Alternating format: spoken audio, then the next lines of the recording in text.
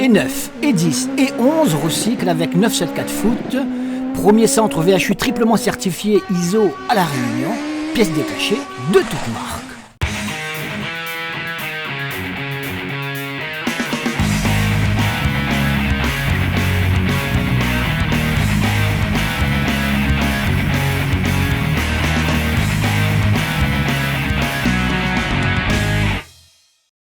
Bonjour, nous sommes donc à ce nouveau rendez-vous pour vous parler encore de ce football local dont le championnat a commencé depuis maintenant 4 semaines. Donc quatrième magazine, quatrième émission consacrée au football réunionnais. C'était justement la 4e journée du championnat le week-end dernier. On va parler de tout cela tout à l'heure.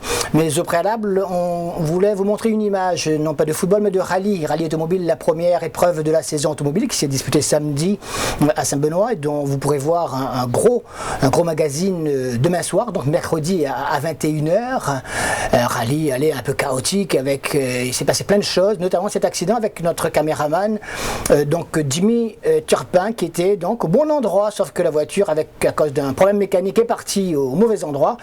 Avec lui, d'autres personnes, donc mes personnes étaient gravement touchées, il n'y a rien du tout, tout va bien. Jimmy donc a assuré comme il le fallait, vous le voyez sur toutes ces images. Donc, mais ça fait peur, et ça provoque beaucoup d'émotions, mais au final, heureusement, tout ça finit très bien. Donc tout cela, vous allez le voir dans notre magazine donc demain soir à 21h, le premier rallye de la saison. Petite parenthèse pour que vous soyez au rendez-vous. Et on salue Jimmy qui se porte comme un charme aujourd'hui, lui et sa petite famille, évidemment, et on est tous très contents.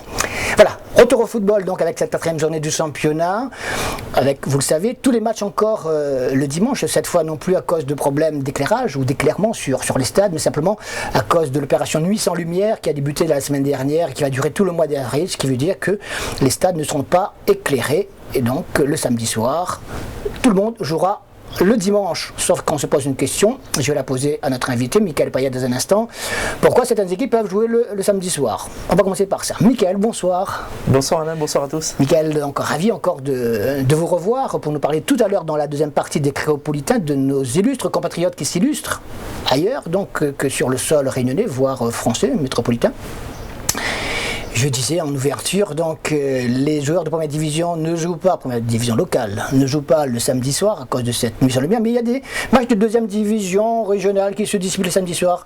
Les Fouquets ne viennent pas sur ces terrains-là ou quoi? Parce qu'ils savent qu'il y a des joueurs de deuxième division ou quoi? Je comprends pas. Moi, je crois qu'il faudrait poser la question du côté de la Ligue, mais c'est sûr qu'on n'arrive pas à comprendre pourquoi il y a des matchs de Régional 2 ou de D2 départemental qui se jouent le soir et les matchs de D1 de Régional 1 ne puissent pas se jouer le samedi, surtout qu'on a vu encore ce week-end, il y avait de belles affiches assez proches, puisqu'on a vu, il y avait l'Excelsior qui jouait, en même temps la petite île qui est à côté jouait à Saint-Pierre, il y a eu le derby de Saint-Louis pas loin, donc c'est vrai qu'il y a une petite perte au niveau du public et c'est vrai que ça aurait été mieux de voir une de ces 3 affiches la veille en nocturne, ça aurait été plus sympa pour tout le monde. Et on lance tout de suite donc en direct l'appel à monsieur Rosaire Morisco, responsable, hein, qui fait du bon boulot, il n'y a pas de doute là-dessus, c'est pas simple tout cela, mais prenez en considération ces remarques, parce que c'est pas toujours cohérent les décisions qui sont prises. C'est bien de vouloir faire jouer tout le monde le dimanche après-midi pour des raisons qu'on connaît, mais quelquefois il y a peut-être mieux à faire à cause de ces oiseaux de nuit qui ne choisissent pas les terrains ni les lumières, et puis de ces matchs rapprochés. On ne protège pas comme ça les grosses affiches quand on les fait jouer ensemble. Je crois que c'était une des remarques qui nous avait été faite. On privilégie le gros match. Là, on ne l'a pas beaucoup privilégié. On ferme la parenthèse, on est à votre disposition pour en discuter. On a aussi des avis quelquefois, peut-être que ça pourrait servir. Allez, on ferme cette parenthèse. Michael, 4e journée du championnat, ce que l'on constate d'une façon générale, la Jeanne tient bon, même s'il n'a pas perdu encore, mais elle n'a pas gagné cette fois face à Saint-Paul. Oui, fin de série pour la Jeanne qui est restée sur 3 belles victoires. Une fin de série qu'on s'y attendait un petit peu parce qu'on connaît le derby, la Saint-Pauloise qui est toujours très remontée dans ce derby de l'Ouest. La Saint-Pauloise avait besoin de points aussi, restait sur des contre-performances, notamment une défaite au goût amer, un match nul au goût amer à la F Saint-Louis, donc il fallait réagir, les Saint-Paulins ont bien réagi, ils ont accroché cette équipe de la Jeanne qui en manque d'attaquants, on l'a vu, beaucoup d'occasions ce week-end, mais pas beaucoup de réussite à la finition, donc la Jeanne toujours en quête d'un attaquant, sachant que Mendry peut-être elle est toujours indisponible, donc mais bon, elle tient bien, elle reste solide, elle reste bien accrochée au fauteuil de leader. Une équipe qui est déçue en fait de cette journée, c'est l'Excelsior qui recevait quand même, attention, la Sainte-Marienne, qui avait pour habitude, et Fred Bachier le déclarait, je crois, dans les colonnes de nos confrères, de la presse écrite précisément, qu'il réussissait bien, souvent, de bons résultats à Saint-Joseph. Et bien, ça a été encore une fois confirmé face à une équipe de l'Excelsior, bon, qui joue bien depuis le début de la saison, qui n'aime pas perdre, qui gagne justement, sauf que là, l'Excelsior a gagné au point, mais au final, elle perd 2 points. Un match que je vous propose de voir tout de suite les grands moments. Il y avait de belles actions très animées. De bons matchs, comme ça, on les aime. Au final, donc, un partage des points. Mais tout le monde dit, allez, accepte le verdict, hein, vous allez le voir. Adrien, après la peut-être contre-performance contre les Marsouins, on sort avec un résultat nul et un beau match de Sainte-Marie. Ouais, c'est vrai que voilà, on est peut-être mal rentré dans le match ou quelques petits détails qui ont fait qu'on a pris ce but. Mais voilà, après on a bien repris les choses en main et on est revenu avec de meilleures intentions. C'est sûr que ce match, voilà, il nous fait vraiment du bien et je pense qu'on a fait une bonne performance aujourd'hui. C'est le fait que l'Excelsior ouvre le score, ça vous a mis un petit peu en difficulté? Ça met toujours en difficulté quand on prend un but. Donc voilà, après c'était à nous de remettre la machine en route. Et voilà, après quand on prend des buts, on sait qu'on a beaucoup de mal à revenir dans le match ou quoi que ce soit. Mais voilà, avec tout le monde, on a fait beaucoup d'efforts sur ça. On a réussi à revenir vite dans le match. C'est une contre-performance, le fait que l'Excelsior fasse un partout cet après-midi contre Sainte-Marie? Non, je dirais pas contre-performance, il faut continuer à travailler. On est à la 4e journée, qu'il est vrai qu'on devait prendre chez nous les points, il faut les prendre chez nous. Mais je dirais que c'est une mini-défaite chez nous. Une minute d'applaudissements en hommage à Clairville-Benoît, un supporter de l'Excelsior décédé. On a commencé par cela. Sainte-Marie, je vous le disais, avait l'habitude de bien voyager à Saint-Joseph. La preuve encore, les 2 premières occasions sur ces 2 corners sont devant les buts de Venketa Sala qui s'en sort bien, avec pas une maladresse, mais allez, 2 petites hésitations de la part des défenseurs saint-joséphois. Mais très rapidement, l'Excelsior va prendre le match à son compte et presser cette équipe de Sainte-Marie qui va pratiquement pas mettre le nez à la fenêtre et les occasions vont se succéder. Et il faut un Alexandre Catrin pour empêcher l'équipe locale d'ouvrir le score. Regardez encore cette belle combinaison, côté droit, bon débordement, ballon en retrait, frappe, mais ça passe une fois de plus à côté. Les minutes s'écoulent, les occasions sont de plus en plus franches, regardez celle-ci. Le ballon finalement récupéré sur le côté droit toujours. Il y a eu beaucoup d'animation sur cette attaque saint-joséphoise. Et là, c'est le poteau qui renvoie et qui sauve la mise pour l'équipe sainte-marienne. Mais finalement, ce qui devait arriver, fort logiquement, arriva. À la suite de cette balle récupérée pour une transversale, prolongement encore. Et c'est petite passe parfaite de Redouane Dari pour Gladysson, l'ex-joueur de la Sainte-Marienne précisément, qui ouvre son compteur avec sa nouvelle équipe. Ça lui fait plaisir et l'Excelsior logiquement mène par 1-0 à ce moment-là. On peut parler de contre-performance ce soir? Oui, tout à fait. On perd 2 points à la maison. Un match qu'on doit gagner. On a fait une très bonne entame, on mène 1-0. C'est là, je pense, qu'on perd le match. À la mi-temps, on a beaucoup d'occasions de but, beaucoup d'opportunités de tuer le match, de mener au moins par 2 buts d'écart. Et par rapport à ça, la seule erreur d'inattention qu'on fait, on perd un ballon au milieu, petite erreur d'inattention derrière, petite gauche, grand effet, 1-1. Voilà, moi je pense que c'est surtout là qu'on perd le match, parce qu'on doit rentrer au moins avec 2 buts d'avance et on rentre 1-1. Et ce dispositif Sainte-Marien a bien marché sur ce coup-là, récupération donc par les Sainte-Mariens. Ballon qui va finalement être transmis sur la poitrine de Andy Sophie, double contrôle, poteau, il se relève, il reprend, plus rapide que ses adversaires. Et il égalise sur la 2e occasion de cette équipe sainte-marienne, alors qu'en face il y en a eu d'autres. Et au lieu de 1 voire 2-0, on en est à un but partout, tout à la joie évidemment de l'équipe visiteuse. Allez, on revoit ce but de Andy Sophie qui permet à son équipe de repartir avec 2 points très importants. L'Excelsior va continuer donc à presser malgré tout cette équipe Sainte-Marienne. Et il faut encore une fois une intervention d'Alexandre Quatraine pour empêcher que le score n'évolue. Alexandre Quatraine qui va se faire opérer du nez la semaine prochaine et qui donc arbore un superbe masque qui a peut-être un peu effrayé les autres. Donovan qui sur son couloir a été très très actif. Oui, on essaye. Hein. On essaye, on travaille à l'entraînement, mais c'est bien. On vient en match nul, c'est bien. On a bien réagi. On a pris un but, mais c'est surtout la réaction. On ne s'est pas laissé aller, on est reparti de l'avant. Et la deuxième mi-temps, on était là et on peut tuer le match, je pense. On peut prendre, mais on peut tuer le match. On a les occasions pour. Justement, si on revient sur la performance personnelle, ton arrivée à Sainte-Marie et ton intégration ainsi que le niveau de jeu à La Réunion. Oui, c'est très bien. J'ai très bien été intégré. Et les coéquipiers, les copains, tout de suite ils ont mis dans le bain, c'était bien. Après le niveau, franchement je suis étonné, c'est très bien. J'ai connu des niveaux, des pays aussi. Et là je trouve que c'est un très bon bilan, c'est physique, très physique, ouais. Mais c'est bien.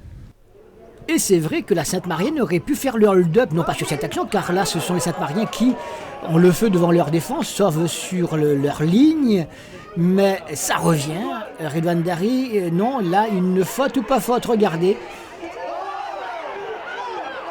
C'est Gibel qui s'infiltrait. Damien Mallard commet ce qui semble être la faute. On va le revoir sur le ralenti. Bien évidemment, les opinions sont diverses, mais il n'empêche qu'il y a vraiment une petite faute. On peut vous l'assurer, regardez là-dessus. On touche au pied d'appui, même si l'attaquant a tort peut-être d'accélérer le mouvement de sa chute. Ça, c'est dommage. Un peu de regret quand même. Oui, il y a toujours un regret quand on fait match nul. Il est vrai que c'était un match qui, normalement, devait être à notre portée. Après, ce qui chagrine un peu plus là-dedans, c'est cette faute, penalty, pas penalty, mais à la vue d'œil comme ça, il faudrait revoir le ralenti. Et pour nous, il y a... Bon, après, on va pas... c'est une erreur d'arbitrage. L'erreur est humaine. On n'avait qu'à faire la différence bien avant. On ne peut pas attendre un penalty pour gagner un match. Et c'est vrai que c'est rageant.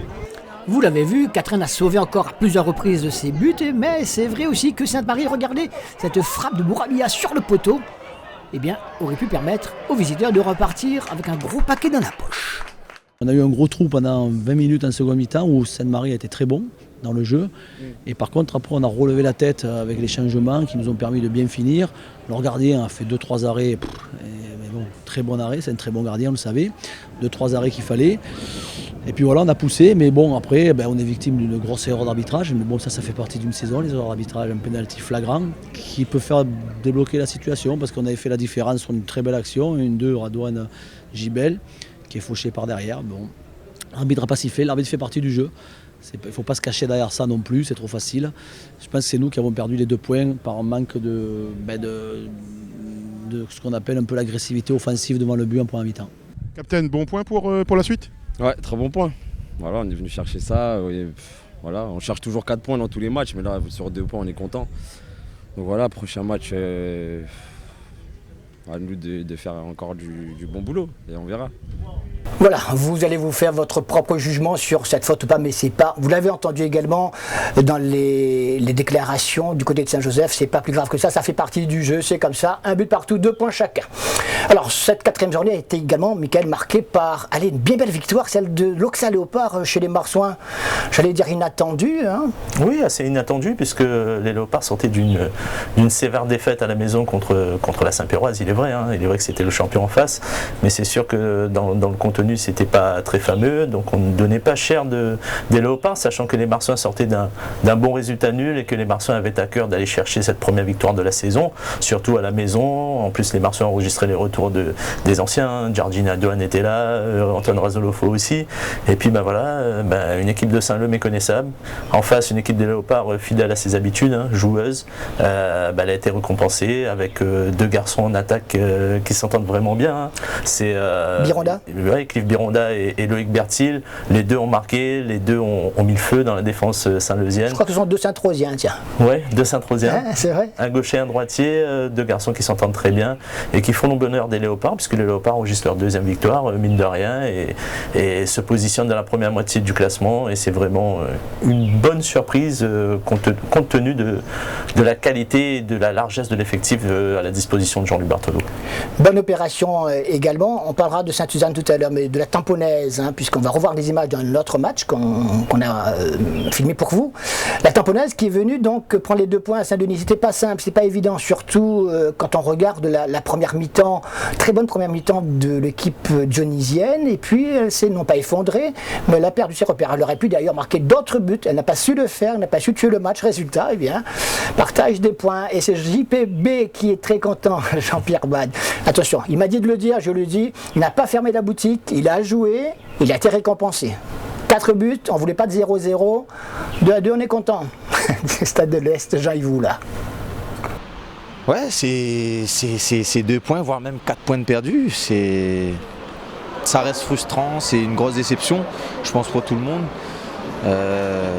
On mène 2-0, on a le match en main, on a les occasions. Vous jouez bien à ce moment-là en plus. On jouait bien, il y avait un tout qui faisait que tout allait bien se passer, on allait dire, mais on a bien vu que voilà, Tampon n'a rien lâché, Tampon a mis les bouchées doubles pour essayer de moins revenir dans la partie, chose qu'ils ont pu faire, et nous, contrepartie, on n'a pas su maîtriser la rencontre de bout en bout, on n'a pas su tuer le match quand il fallait le tuer également, parce qu'à la mi-temps, si on rentre avec 4-5 buts, ça peut être pareil aussi.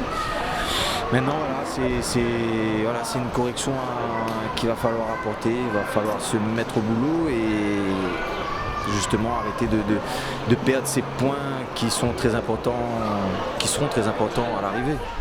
Le jeu proposé par les Dionysiens ne laisse pas de place donc à l'attente. Ils attaquent tout de suite et ils y vont vite et fort. Ils pressent l'adversaire. Première occasion, ça part largement de les nuages, c'est vrai. Mais ça va revenir. Jean-Pierre m'a dit il faut tirer de l'autre côté. Ben non, ça repart toujours à droite. Et encore une fois, c'est une occasion dionysienne. Mais à la finition, c'est pas ça. Et on le verra encore tout à l'heure. Et pourtant, alors que les situations les plus faciles, entre guillemets, ne sont pas concrétisées, là, c'est pas simple. Et pourtant, Andy Permal réussit d'une superbe lucarne à ouvrir le score pour son équipe dionysienne. Regardez, mieux que ça, c'est pas possible. Les Dionysiens sont heureux et concrétisent leur nette domination, leur emprise sur cette rencontre face à des tamponnés qui n'avaient plus trop donné de la tête. Et puis ça revient aussi fort, aussi vite, aussi collectivement bien fait.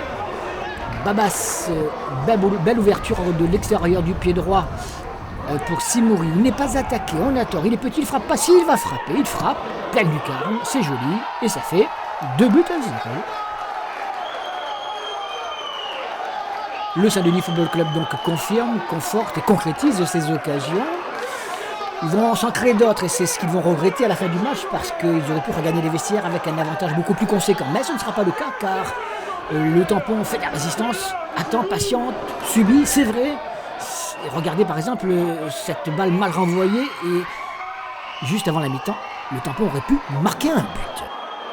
Ce serait sévère de dire, coach, que ce résultat, vous l'avez quand même cherché, vous l'avez provoqué, cette perte de points à domicile. Pour nous, c'est 2 points perdus à domicile.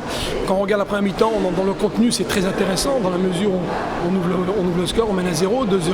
Et au-delà du score, techniquement, on est quand même au-dessus, on a été au-dessus en première mi-temps, tactiquement au-dessus, parce que c'est l'équipe qu'on a été chercher très haut dans leur moitié de terrain, ça a payé sur la première mi-temps. Des occasions donc devant la cage du gardien tamponné, il y en a eu. Mais le tamponné également sonne quelquefois une charge en contre qui aurait pu être intéressante. Mais on en reste là pour l'instant, toujours 2 buts à 0. Regardez, nouvelle occasion, encore pour Andy Permal. Il rate un peu sa frappe. Nouvelle occasion ratée. Et le Tampon réagit à son tour. Regardez, bien joué. Centre, frappe. Et ça passe juste à côté. Si c'est but, sauf qu'il était en position de hors-jeu, fort justement signalé par le juge assistant. J'ai le sourire à la fin du match, mais à la mi-temps, on n'avait pas le sourire parce qu'on a fait une première mi-temps catastrophique. On était complètement dans les décors. On a oublié de jouer, on a oublié de... alors je ne sais pas qu'est-ce qui s'est passé. Heureusement qu'ils se sont repris en deuxième mi-temps et puis là, ça a été beaucoup mieux. On marque ce but-là et après, on revient au score. Franchement, un grand bravo à toute équipe puisque à 10, ils ont été chercher au fond des tripes cette égalisation et donc voilà, tant mieux, mais bien sûr on a encore beaucoup de boulot, du travail à faire parce que sur un match comme ça, je veux dire, passer à travers toute une première mi-temps, c'est pas normal, donc il faudrait quand même qu'on arrive à régler ce problème-là. En seconde mi-temps, donc, nouvelle occasion. Mais toujours cette finition qui n'est vraiment pas là. Les Dionysiens qui auraient pu à ce moment-là encore, vous le voyez, marquer un troisième but. On tire trop tard, on attend que l'adversaire arrive. C'est pas comme ça, visiblement, qu'il aurait fallu faire. Mais c'est trop tard, on en reste à 2-0, mais c'est quand même tranquille, évidemment. Mais là, les choses vont quand même changer. Le tampon, la tradition d'animaux, reste rigoureux, avec une balle récupérée pour un contre. Regardez ce beau travail entre Essler pour Rivière. Le Rivière qui frappe de demi-volée. Lucarne. C'est superbement bien fait. Il se précipite pour mettre balle au centre, car à 2-1, il reste encore suffisamment de minutes pour essayer de repartir avec les 2 points du match. Et ce match nous promet encore de belles choses. La trop grande décontraction des défenseurs vénézuéliens a failli leur jouer un deuxième tour là. Essler tente le lob, heureusement que Château claque en corner, mais ça revient encore devant les buts de Château, des Dionysiens qui heureusement qui ont du mal à s'en sortir. Et cette frappe à nouveau qui oblige Château à intervenir en 2 temps pour empêcher cette fameuse égalisation derrière laquelle couraient les tamponnés.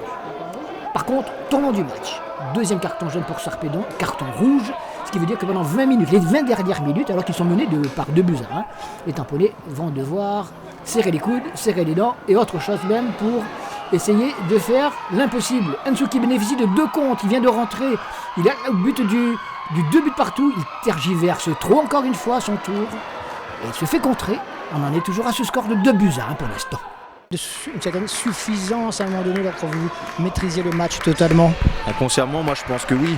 Je pense que justement quand on arrive à poser pas mal de problèmes à l'équipe adverse, on voit qu'on est un peu au-dessus, qu'on a plein d'occasions, etc. C'est vrai que peut-être les gars tombent dans une certaine facilité. Maintenant ça aussi, ça reste quelque chose à corriger et se dire qu'un match, ça se joue jusqu'à la 95e, jusqu'au coup de sifflet final. Et voilà, c'est la deuxième fois. La semaine dernière, pareil, ça s'est joué sur quelques détails.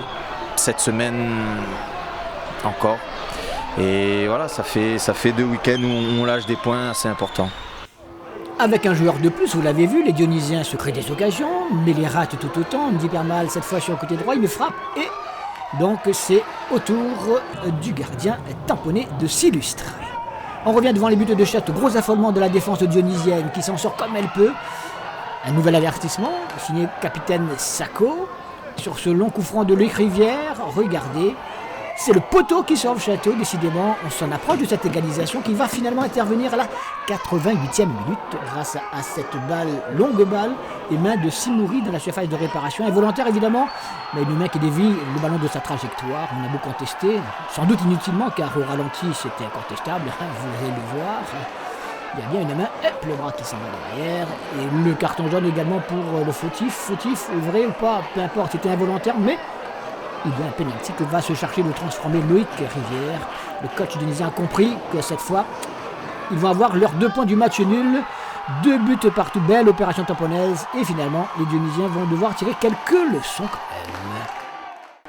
Sur le plan psychologique, vous avez marqué 2 points là quand même, 10 contre 11, vous vous accrochez et vous égalisez surtout. Même vous avez failli gagner même presque. Oui, c'est vrai, c'est bien.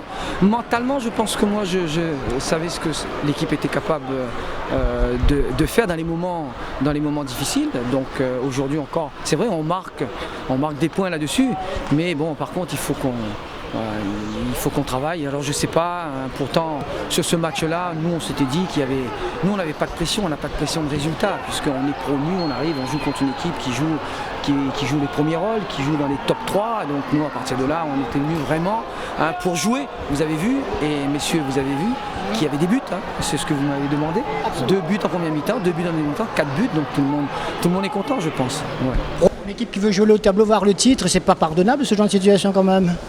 Le titre, vous êtes un peu trop loin là, pour le titre, non. L'année passée, on a terminé 4e, on reste des compétiteurs. 4e, 3e, nous, ça nous va. Après, c'est vrai qu'on va aller le plus loin possible. Et aujourd'hui, on va retenir la première mi-temps. On va retravailler sur ça et on va rattraper ces points la semaine prochaine. Dans le ventre mou du classement également, vous allez le voir, mais dans le bon ventre mou, cette tamponnaise promue, faut-il le rappeler, de cette saison 2018. Michael, bonne opération également pour Sainte-Suzanne, première victoire Jean-Maurice Claude, que nous recevions sur notre plateau la semaine dernière, il est soulagé, c'est évident, il est content surtout, il est également récompensé, lui et ses joueurs. Oui, ils sont récompensés puisqu'il y a beaucoup d'efforts qui ont été consentis depuis le début de la préparation. Une équipe de Sainte-Suzanne qui a beaucoup joué, qui a beaucoup donné, qui n'a pas été récompensée. On l'a vu aussi bien contre l'AF Saint-Louis, un match nul dans les dernières minutes. Ensuite, il y a la défaite au tampon alors qu'ils font un bon match et ils encaissent un but sur la fin qui ruine un petit peu tous les efforts. Et aujourd'hui, cette équipe est récompensée. Elle est assez bien, elle est assez cohérente puisque depuis l'arrivée de Johan Guichard, Claude Maurice est passé à 3 défenseurs avec 2 attaquants. Le petit Turpin, Florian Turpin, qui se retrouve attaquant, avançante et qui réussit bien dans ce qui marque d'ailleurs, oui, c'est lui qui marque. C'est son 3e but de la saison. Il marque, il offre la victoire à Sainte-Suzanne. Sainte-Suzanne est maintenant en phase avec ses ambitions annoncées. Sainte-Suzanne vise le top 6. Elle peut espérer, compte tenu de ce résultat, face à une équipe de la Capricorne qui est costaud quand même sur le papier. Voilà, donc on a résumé donc l'essentiel de cette 4e journée, dont on vous rappelle les résultats et les classements qui s'ensuivent. Allez, les résultats de cette 4e journée du championnat Saint-Pauloise. Jeanne d'Arc, donc un but partout. Belle victoire de l'Auxerre Léopard chez les Martiens, 3-1. L'Excelsior, on l'a vu, un but partout. Saint-Pierroise, 2-0 face à la Petite Île. Il confirme les Cigognes. Saint-Denis, on l'a vu également, Tamponnaise 2 partout. Saint-Louisienne, 0. F Saint-Louis, 0. Et Sainte-Suzanne, première victoire face à la Capricorne, un but à 0. Le classement à l'issue de cette 4e journée, 2 points d'avance pour la Jeanne d'Arc, le leader sur l'Excelsior. 3e, la Saint-Pierroise continue sa remontée aux côtés du Saint-Denis Football Club. La Sainte-Marianne et Tamponnaise sont derrière, la FUS 5e ex aequo. L'Auxerre Léopard est bien calé à la 7e place. Mais tout cela n'est que provisoire, évidemment.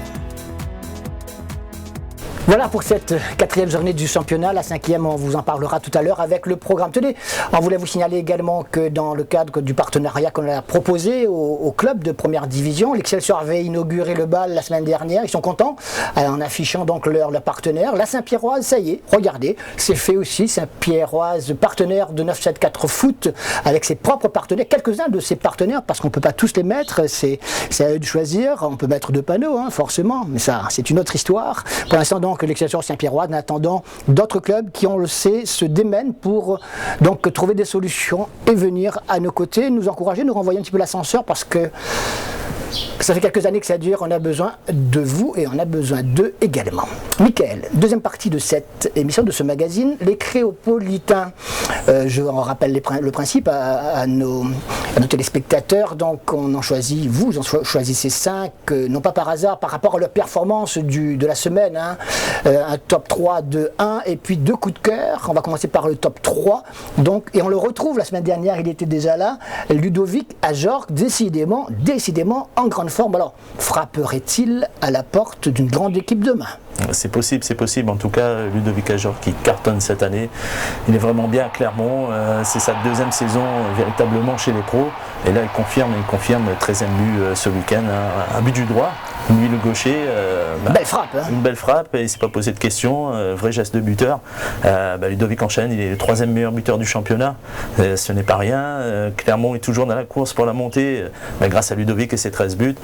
Donc, Ludo qui est en train de s'affirmer. Clermont qui espère accrocher les barrages pour essayer d'accrocher la montée.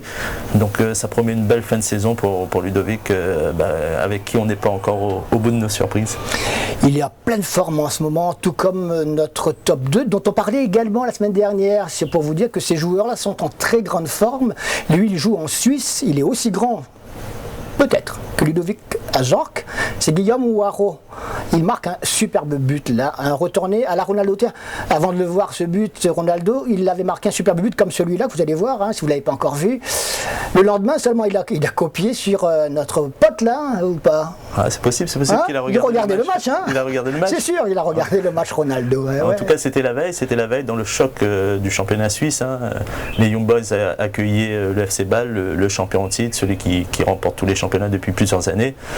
Les Young Boys avaient les 16 points d'avance, ils les ont confortés puisqu'ils ont accroché Bâle, 2 buts partout. Guillaume Barraud vers le score, une bicyclette remarquable. Il avait déjà fait le coup la saison dernière, il a refait le coup encore cette fois. Et il a remis le couvert ce week-end, il a encore marqué, il en est à 11 buts cette saison, 10 buts en cette année 2018, 10 buts en 10 matchs. Donc c'est costaud ce que réalise Guillaume Moirot. Guillaume Moirot, comme on le disait, en passe d'être champion de Suisse, en passe de remporter la coupe nationale en Suisse. Donc vraiment une grande saison pour lui, avec, on l'espère au bout, à 34 ans, la saison prochaine, un retour en Ligue des Champions. Voilà, donc que de belles choses pour Guillaume Moirot. Elle aussi, on ne l'arrête plus, Valérie Gauvin. En équipe de France, s'il vous plaît. Hein, ouais, 3 buts. Si elle a du mal à enchaîner avec Montpellier, puisque la concurrence est féroce avec Montpellier, il y a 2 Suédoises en attaque, il y a aussi d'autres internationales, donc c'est sûr que c'est plus compliqué en club. En revanche, en équipe de France, elle a la confiance de Corinne Diacre. 3e titularisation, c'était vendredi au Mans, et une belle victoire de l'équipe de France, 8-0. Et Valérie s'est distinguée avec un joli triplé, 3 buts, qui porte son total à 5 réalisations en 9 sélections, c'est fort. Donc Valérie s'impose avec les Bleus. Bon, on croise les doigts pour la Coupe du Monde, c'est dans un an, elle continue à marquer des points, et bon, je pense qu'on aura une représentante dans un an en France pour le mondial.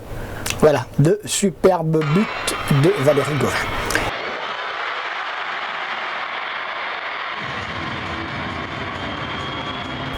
Le coup de cœur, Michael, le premier coup de cœur, Jérôme Montbrice. On n'a pas eu l'occasion de le faire. Alors, juste pour nous en dire plus de ce garçon. Oui, Jérôme Montbrice, c'est un garçon qui est né en métropole, de famille rénonnaise, formé au Havre. Cette année, il évolue au Gazélec Ajaccio, même depuis 2 saisons. Ils ont eu du mal, le Gazélec, puisqu'il restait sur une longue série sans victoire, depuis le 23 janvier, si je ne me trompe pas, 9 matchs sans victoire. Et puis là, le Gazélec s'est réveillé avec une passe décisive pour le latéral gauche Jérôme Montbrice. Le Gazélec s'est imposé 3-1 contre Auxerre. Auxerre, où il y avait 3 Rénonnais en face, Zachary Boucher dans les buts, Michael Tacalfred et Kenji Boto en défense. Les 3 étaient titulaires. C'est le Corse qui l'a emporté. 3-1. Le Gazélec s'est donné de l'air au classement. Et puis Jérôme Montbrice qui continue de s'affirmer. On l'a vu aussi avec l'équipe nationale de Madagascar, oui. En compagnie de Thomas Fontaine, Melvin Adrien et Fabien Boyer. Aujourd'hui, on parle aussi de Ludovic Ajor, Ronny Rodelin, Zachary Boucher. Toujours pas décidé à leur niveau. Toujours pas décidé. Non. Ludovic Ajor que s'interroge. Zachary Boucher n'a pas encore donné de réponse. Rodelin, c'est un peu plus compliqué. Mais c'est sûr que les Malgaches, ils lâchent pas l'affaire parce qu'ils ont envie de se qualifier pour la CAN la saison prochaine, enfin l'année prochaine au Cameroun. Et c'est vrai qu'ils comptent beaucoup sur la colonie rénonnaise. Ce serait de sacrés plus incontestablement. Deuxième coup de cœur, et là c'est une autre fille qui a cette faveur, Michael, Melvin Mallard. Melvin Mallard, la Dionysienne, qui a signé professionnel il y a pas si longtemps. Professionnel à Lyon, c'est compliqué à Lyon avec toutes les internationales de se faire une place au sein de l'équipe Fagnon, surtout Lyon qui cartonne, Lyon qui est la meilleure équipe d'Europe. Mais en tout cas, Melvin continue son apprentissage avec les U19. Elle est aujourd'hui à seulement 17 ans en équipe de France U20. L'équipe de France U20 qui prépare la Coupe du Monde qui aura lieu en août en France. Donc une bonne préparation. Il y a eu ce match amical cette semaine contre le Japon. Melvin était titulaire. La petite fille de Prima, la fierté de Prima, elle a marqué le 2e but de l'équipe de France. Je crois qu'elle a déjà marqué plus d'une dizaine de buts en une vingtaine de sélections, en toute équipe de France confondue. Donc elle fait partie des grands espoirs du football français. Donc on croise les doigts pour Melvin, on l'espère à la Coupe du Monde en août, on suivra ça avec intérêt. Vous voyez qu'il y a de belles choses quand même qui se font avec nos petits et nos petites, nos jeunes en tout cas, pas si petites que ça, par rapport à nous, des jeunes, très jeunes, ça c'est sûr. Donc on leur souhaite encore plus de bonheur dans leur parcours, qu'ils fassent parler de la Réunion, et nous on parlera d'eux dans la mesure du possible. Merci Michael pour toutes ces importantes et intéressantes informations encore une fois sur nos créopolitains. La prochaine journée, le programme, donc c'est le week-end prochain. Tous les matchs qui vont à nouveau, sans doute, se jouer dimanche. 5e journée du championnat. Regardez ce qui nous attend. Jeanne d'Arc Saint-Louisienne, Auxalopard Saint-Pauloise, Petite-Île Saint-Denis Football Club, Saint-Pierroise Sainte-Suzanne, Sainte-Marienne Capricorne, AF Saint-Louis Excelsior et Tamponnaise Marsouin de Saint-Leu. Je vous en parlais en ouverture d'émission. Demain soir, si vous aimez le rallye, même si vous n'aimez pas, venez. Venez parce que vous allez voir de choses, ce qu'on fait dans ce milieu. Des sorties de route aussi, hein, c'est un peu pour ça. Celle-ci, par exemple, ça nous a fait peur. Hein. Jimmy, qui était avec notre caméra, vous voyez, ça fait très peur lorsqu'on voit ainsi arriver une voiture qui ne devait jamais venir, ou presque jamais venir de cette direction. Comme quoi, il ne faut jamais dire jamais. Mais tout va bien, je vous rassure. Jimmy, salut, tout va bien, tout se porte bien. On est content. Hein, on est vraiment content. Mickaël, merci encore une fois de nous avoir tenu compagnie. Avec plaisir, on est plus à l'abri dans les stades en tout cas. A priori, jusqu'à présent en tout cas, ouais, c'est vrai. Sport mécanique, quelquefois, ça arrive. Et les gens aiment ça. Hein. Regardez sur Facebook, vous allez voir. Dès que ça cogne là, ça arrive. Excellente semaine et à lundi prochain, 19h30, mardi 19h45 pour le football. Salut, demain soir le rallye, n'oubliez pas, 21h.